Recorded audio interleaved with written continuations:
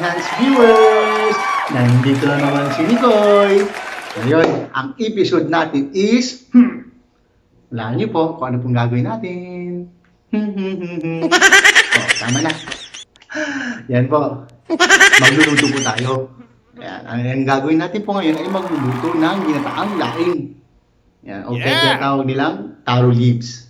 Okay? At ituturo ko po sa inyo ang tatlong sikreto nito. For me, ha? For me. Yan.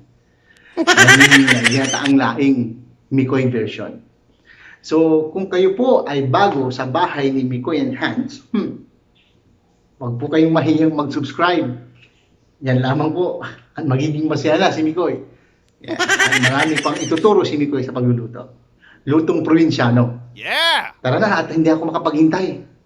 Naghihintay na po yung kusina sa akin. At ituturo ko po na sa inyo lahat. Stay tuned! Ito na po yung mga sangkap na gagamitin natin sa ginataang laing.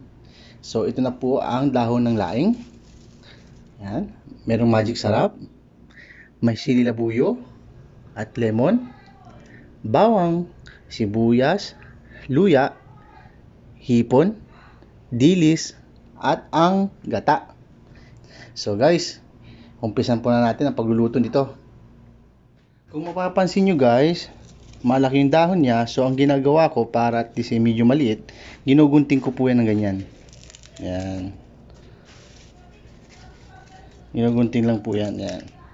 Para medyo lumiit. Pero optional din po yon. Kung gusto niyo po yung hindi nyo naguntingin o malaki, nasa inyo na po yun. Pero kasi ako po, yan, ginugunting ko po yan.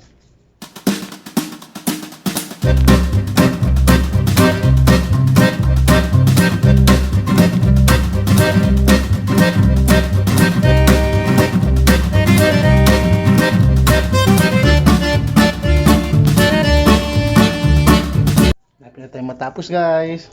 Yan. Basta. Yung nyo. Para makasarap, ilagay lang sa puso nyo ang pagluluto. At huwag kalimutang huminga ng malalim. Yes! Yan. Yan ang aking isa sa mga sikreto ni Mikoy.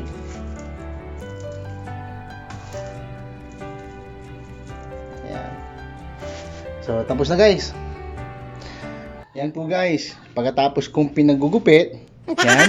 So, binabad muna natin siya sa tubig ng 30 minutes. Ito yung isa sa sikreto para hindi ikaw katihin. So, hintayin natin ng 30 minutes. Pagkatapos niyan, isang hugas at iluluto po na natin. Ito na po siya guys. After 30 minutes na binabad, at syempre hinugasan ko na rin siya.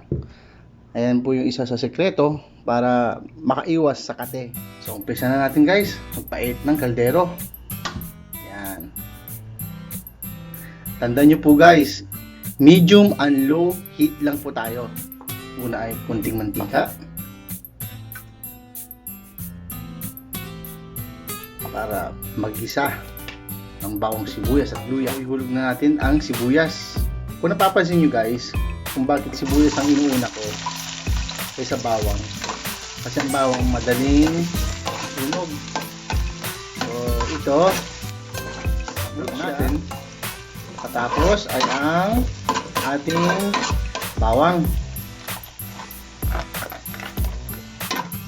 At ang luya. Lagi nyo pong tatandaan sa mga nagluluto, may kanya-kanya po silang diskarte o dahilan. Yan. Ang sariling version. At ito ang aking sariling version. Mikoy's version. Sunod natin ang hipon na isasahog. At sunod natin ang dilis. Yan. Wala tayong makitang dilis na may liit. So, wala akong choice. So, medyo may pagkahaba, medyo malaki. Yan. Pero okay na rin. So, binabad ko ito ng 20 minutes para mabawasan yung alat. Sabihin natin. Yan, bango-bango na yan.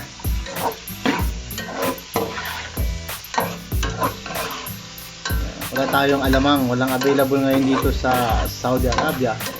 So, naisipan ko, ipon na lang. Susunod natin, sili labuyo. Yan, para mag-boost yung anghang na yan pag ikaw yung gigisa. Guys, paalala lang po, ang sili ay optional lamang.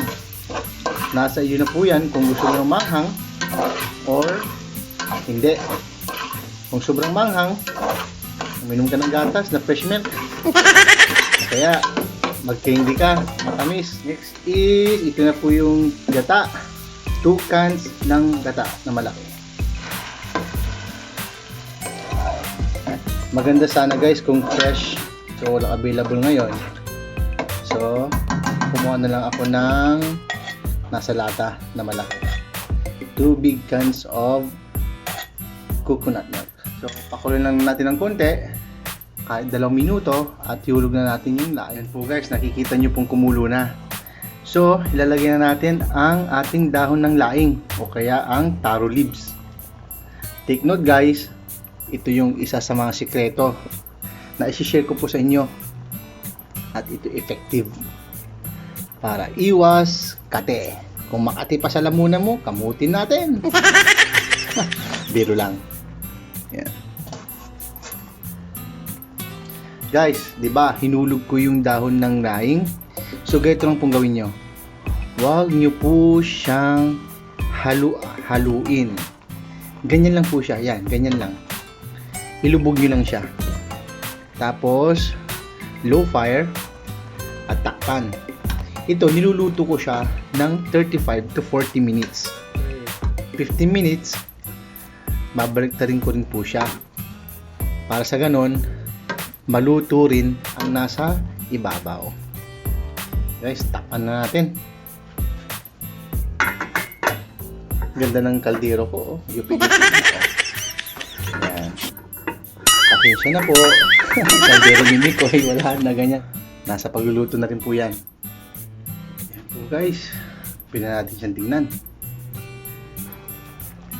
Wow, sarap. Amoy pa lang, takam na si Mikoy. Yan, balik na rin na natin. Ito lang sabi ko. Yan. Baliktad lang po siya. Para maluto rin yung nasa ibabaw. Diba? Bango-bango guys, oh. Yan. Alam niyo ba ang pinakahuling sikreto dito? Iluto mo siyang mabuti. At gusto mo malaman? Ito, nag-i-squeeze lang ako ng lemon. Yan. Nakakatulong din to sa pagtanggal ng kate. Yan, squeeze natin ng konti at mag-aagaw, asim kunti yung giyata natin. Ano yan? So, hintayin natin 15 minutes pa. Yan, luto na po ang ating ginataang laing. Ready to serve. Hindi na po ako makapaghintay. Okay, gutom lang. Yan. Wow! Sarap. Yes. Yan po ang ating ginataang laing. Let's eat po. Hi! I'm back! Yan, tapos din si Mikoy magluto. Kapagod pero worth it. Yan, para sa inyo yan eh. So, hanggang dito na lang po ako. Hindi na po ako magtatagal. Ha? So, sana po na makatulong at may matutunan po kayo dun sa aking simpleng version na ginawa. At sana ma-appreciate po ninyo. Yan.